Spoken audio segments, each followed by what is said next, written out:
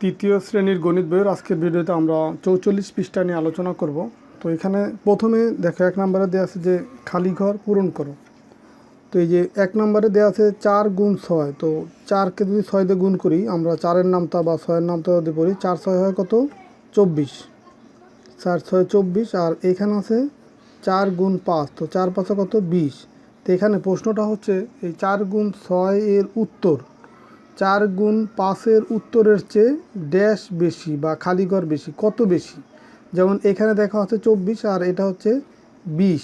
তার মানে এই ২০-এর চেয়ে ২৪ কতটুকু বেশি? দেখো ২০, ২১, ২২, ২৩, ২৪। দেখো ৪ ঘর যাচ্ছে। ২০-এর পরে ২১, ২২, ২৩, ২৪, ৪ ঘর, তার মানে ৪ বেশি। তাহলে এখানে হবে কি? খালি ঘরে ৪।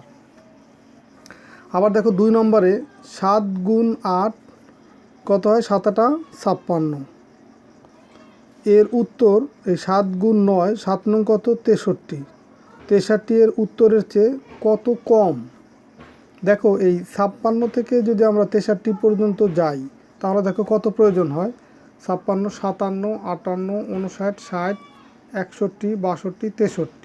তাহলে কয় ঘর গেল? ৭ ঘর গেল। তার মানে এই ৬৩-র চেয়ে ৫৬ কত? ৭ কম। ৬৩-র চেয়ে ৫৬ কত কম? ৭ কম। ৩ নম্বর ম্যাথটা দেখো, এই ৫ আর ৪ গুণ করলে হয় কত? ৪-৫ ২০। আর এখানে হচ্ছে ৫ আর ৩ গুণ করলে হচ্ছে ৩-৫ ১৫ আর ৪-৫ হচ্ছে ২০। তাহলে দেখো এই ১৫-র সাথে আর কত যোগ করলে ২০ হবে? সমানের বাম পাশে এবং ডান পাশে সবসময় একই মান হবে, মানে সমান। এই বাম পাশে যত হবে ডান পাশেও তত হবে। কিন্তু এইখানে আছে ২০ আর এইখানে আছে ১৫ যোগ হচ্ছে খালি ঘর। তার মানে খালি ঘরে কত বসাইলে এই ২০ মিলবে, বা ১৫-র সাথে কত যোগ করলে ২০ হবে? ১৫-র সাথে যদি আমরা ৫ যোগ করি তাহলে ২০ হবে। দেখো ১৫-র পরে ১৫, ১৬, ১৭, ১৮, ১৯, ২০। তার মানে ৫ যোগ করলে এই যে ২০ পাচ্ছি আমরা। আবার পরেরটা দেখো ৮ নং হয় কত? ৭২। আর ৮-১০কে হয় ৮০। তার মানে এই ৭২ ৮০-র চেয়ে ছোটো। তো ৭২ থেকে এই ৮০ থেকে কত বিয়োগ করলে, মানে ৭২ হচ্ছে ৮০-র থেকে ছোট। এখন এই ৮০ থেকে কত বিয়োগ করলে ৭২ পাবো? ৮০ থেকে কত বিয়োগ করলে আমরা ৭২ পাবো? তো দেখো এই তাহলে ৭২ থেকে ৮০ পর্যন্ত যেতে হবে। ৭২, ৭৩, ৭৪, ৭৫, ৭৬, ৭৭, ৭৮, ৭৯, ৮০।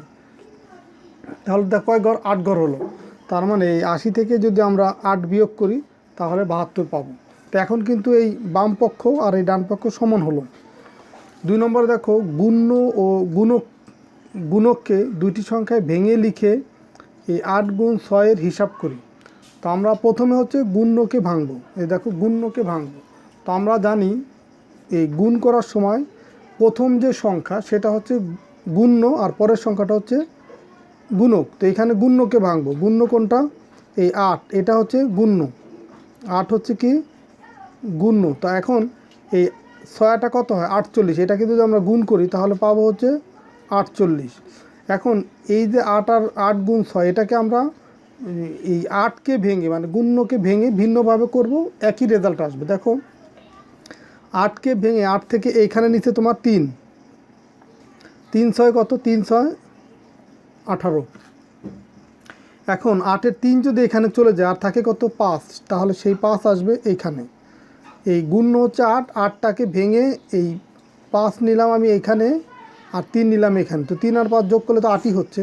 তো এই ৫-৬ গুণ করলে কত হবে? ৩০। এখন ৩০-এর সাথে যদি ১৮ যোগ করি তাহলে হচ্ছে ৩০ আর ১৮ কত হবে? ৪৮। দেখো এটার সাথে মিলে যাচ্ছে, এখানে ৬টা ৪৮, এখানে যে আমরা ভেঙে করলাম ৩-৬ 18 বা ৫-৬ ৩০, দুইটা যোগ করলে আবার সেই ১৮ই পাচ্ছি। আর এখানেও সেটা দেখানো আছে। দেখো ৩ গুণ ৬, এই যে এখানে ৩ করে হচ্ছে ৩টা করে বৃত্ত আছে, এক একটা লাইনের মোট লাইন আছে ৬টা। এখানে ৩ গুণ ৬, ৩-৬ কত? ১৮। এটা গুণ করলে আমরা পাচ্ছি ১৮। আবার এখানে দেখো প্রত্যেক লাইনে আছে কয়টা করে? 5টা করে। আর লাইন আছে কয়টা? 6টা। তো 5-6 গুণ করলে কত? 30। তো এখন আমরা গুণককে ভাঙবো। তো গুণক কোনটা? গুণক হচ্ছে গুণ করার সময় পরের যে মান সেটা হচ্ছে কি? গুণক। তাহলে 6 হচ্ছে গুণক। এখন গুণককে ভাঙবো।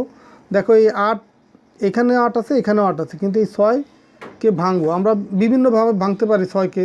যেমন ধরো 3 3 করে ভাঙতে পারি, আবার 4 2 করে ভাঙতে পারি, বিভিন্নভাবে ভাঙাতে। তাহলে আমরা এই প্রথমে 4 রাখলাম, তাহলে 4 8 কত হয় 32। আবার এই 6 থেকে 4 যদি এখানে চলে যায় তাহলে আর থাকে কত, আর থাকে 2, সেই 2 আসবে যে এখানে 2, তো 8 দুগুণী কত হবে 16। তো এখন 16 আর 32 যদি যোগ করি, দেখো 6 আর 2 হচ্ছে 8, আর 1 আর 3 হচ্ছে 4, তাহলে এখানেও কিন্তু আমরা 48 পেলাম। তার মানে হচ্ছে গুণ্য এবং গুণককে ভেঙে আমরা এভাবে কিন্তু করতে পারি, কিন্তু একই রেজাল্ট আসবে। এখানে লেখা আছে গুণ্য বা গুণককে দুইটি সংখ্যায় ভেঙে লিখে গুণ করলেও গুণফল একই থাকে। তো এরপরে দেখো নিচের দিকে দুইটা অঙ্ক আছে যে খালি ঘর পূরণ করি। এখানে দেখো 9 আর 5 গুণ করলে 5 নং কত হয়, এই দুইটা গুণ করলে 5 নং 45। আর এইখানে এই যে এই দুইটা যদি গুণ করি 5 5 হচ্ছে 25 হয়।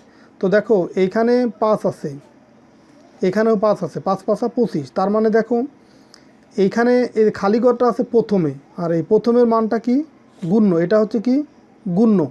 তার মানে এটাকে গুণ্যকে ভাঙছে। তো গুণ্যকে ভাঙলে দেখো এখানে 9কে ভেঙে এখানে আমরা 5 লিখছে এখানে, তাহলে 9 থেকে যদি 5 চলে যায় আর থাকে কত, আর থাকে 4। তো সেই 4 আসবে যে এইখানে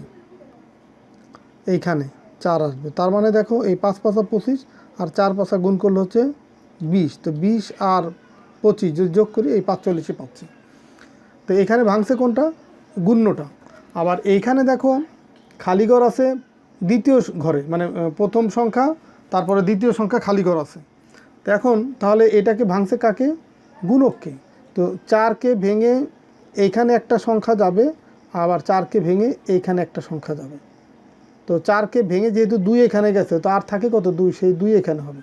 দেখো তাহলে 7 দুগুণী হচ্ছে কত হয় 14, এখানেও 7 দুগুণী কত হয় 14। তো 14 আর 14 যদি যোগ করি তাহলে 4 7 কত হয় 28। তাহলে 14 আর 14 কিন্তু 88 হচ্ছে। তার মানে আমি সরাসরি যদি গুণ্য আর গুণককে গুণ করে দেই তাহলে যা পাবো, এই গুণ্যকে ভেঙে যদি আমরা একাধিক সংখ্যায় রূপান্তর করে গুণ করি তাহলেও একই সংখ্যা পাবো, বা গুণককেও যদি একাধিক সংখ্যায় ভেঙে আমরা গুণ করি, ভেঙে গুণ করার পরে যদি যোগ করি সেই সংখ্যাগুলো এই আগের সংখ্যার সমান সংখ্যাই পাবো। তো এই ছিল 44 পৃষ্ঠার আলোচনা। তো আমরা পরের ভিডিওতে 45 পৃষ্ঠা নিয়ে আলোচনা করবো। তো ঠিক আছে, সবাই ভালো থাকো, সুস্থ থাকো, আল্লাহ হাফেজ।